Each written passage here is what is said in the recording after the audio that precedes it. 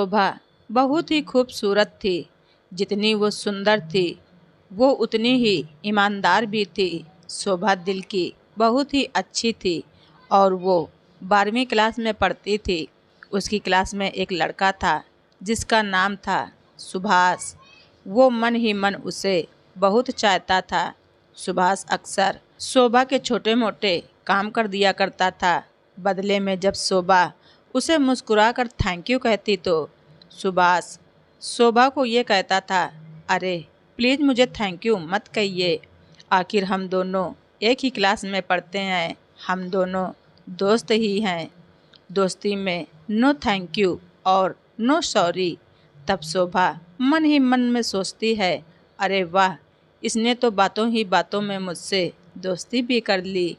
लेकिन शोभा को उसकी बातें बहुत ही अच्छी लगती थीं और शायद उसके जीवन में पहली बार उसकी एक लड़के से दोस्ती हुई थी और उनकी दोस्ती इतने आगे बढ़ गई थी कि उन्होंने 12वीं पास करके आगे एक ही कॉलेज में एक साथ ही एडमिशन ले लिया। एक दिन की बात है, शोभा और सुभाष दोनों ही एक साथ कॉलेज से घर जा रहे थे। उनका घर कॉलेज से बहुत दूर था तो दोनों ही बातें करते करते अपने घर पैदल ही जा रहे थे। शायद दोनों को ही एक दूसरे से प्यार हो चुका था।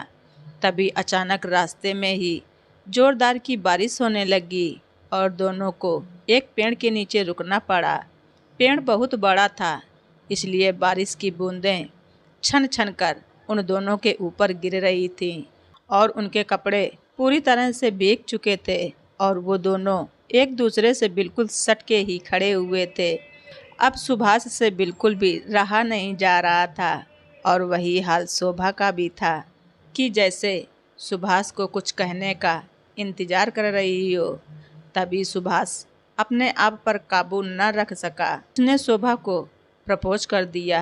शोभा भी मन ही मन उसे बेहद प्यार करती थी, इसलिए उसने उस लड़के को तुरंत हाँ कह दिया और तभी वो दोनों ही उस भरी बरसात में एक दूसरे के बाहों में ऐसे लिपट गए कि जैसे वो दोनों जन्म जन्म से एक दूसरे का ही इंतज़ार कर रहे हों।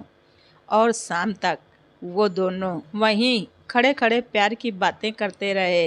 एक बार की बात है, शोभा सुभाष का उसी पेड़ के नीचे इंतज़ार कर रही थी, मगर सुभाष को आने में बहुत देर हो गई।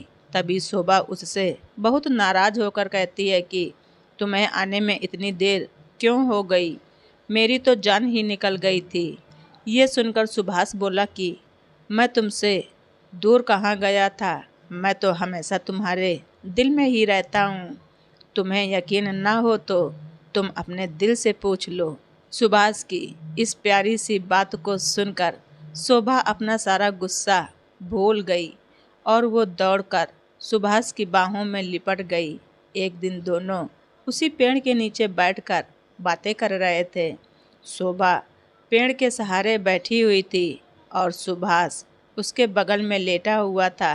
तभी शोभा बोलती है कि हम कब तक ऐसे मिलते रहेंगे, तुम्हारे बिना एक पल भी मुझे 100 साल के बराबर लगता है।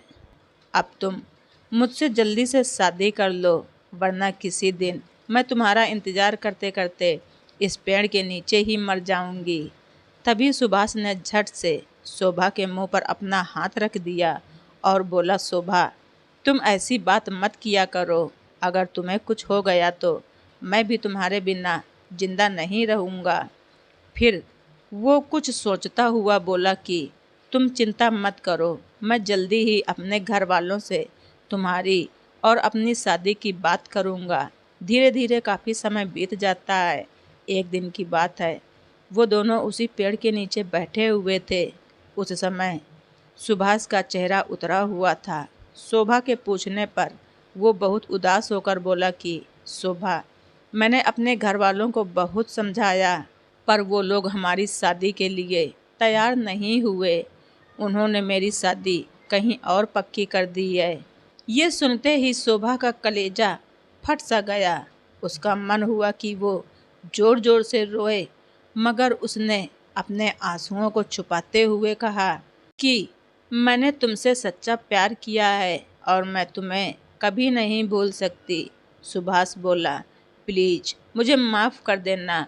और उसने शोभा से ये भी कहा कि अगर तुम चाहो तो अब हम एक अच्छे दोस्त की तरह रह सकते हैं। और ये सुनकर शोभा ज़ोर ज़ोर से रोने लगती है और सुभाष से कहती है कि क्या तुमने मुझे छोड़ने के लिए ही प्यार किया था? और तुम मेरे सिवा किसी और से शादी कैसे कर सकते हो? तुमने इसी पेड़ के नीचे बैठकर मुझसे कितने वादे किए थे। क्या तुम वो सब वादे भूल गए? और हम दोनों ने इसी पेड़ के नीचे बैठकर जीने मरने की कस्में भी खाई थीं। उन कस्मों को तुम कैसे भूल सकते हो? तुम मुझे छोड़कर किसी और से शादी कर सकते हो, लेकिन मैं तुम्हारे अलावा किसी और से शादी नहीं कर सकती। तभी सुभाष शोभा को सॉरी कहकर अपने घर चला जाता है और शोभा भी बहुत ज़्यादा रोती हुई अपने घर चली जाती है। देखते ही देखते सुभाष के शादी का दिन भी आ जाता है।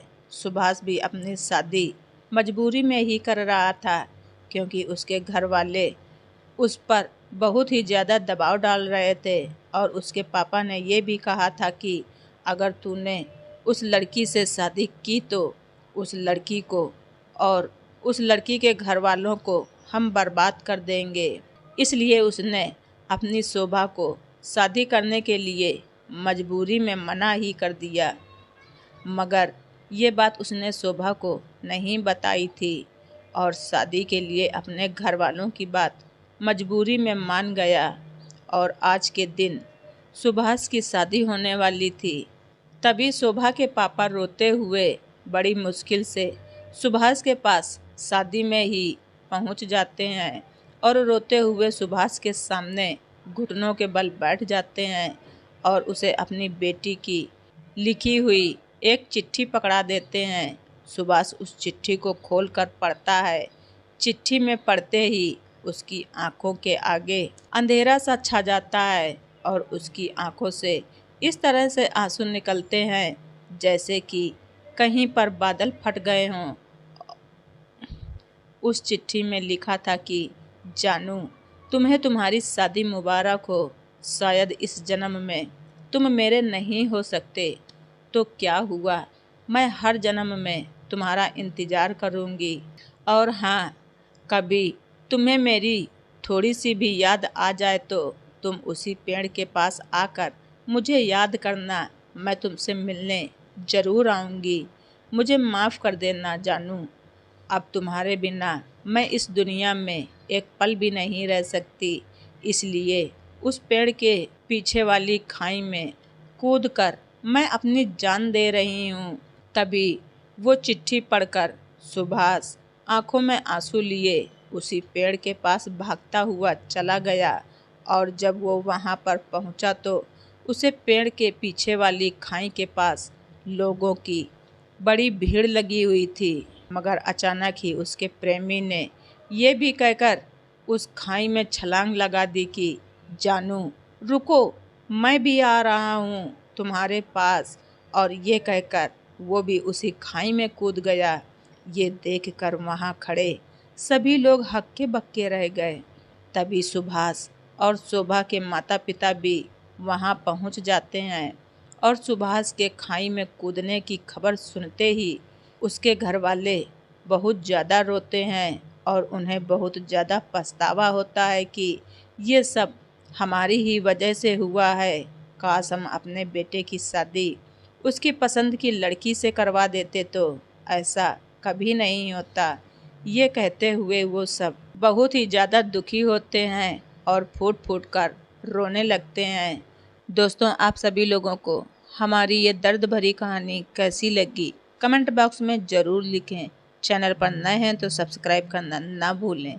धन्यवाद। रिचा वॉइस।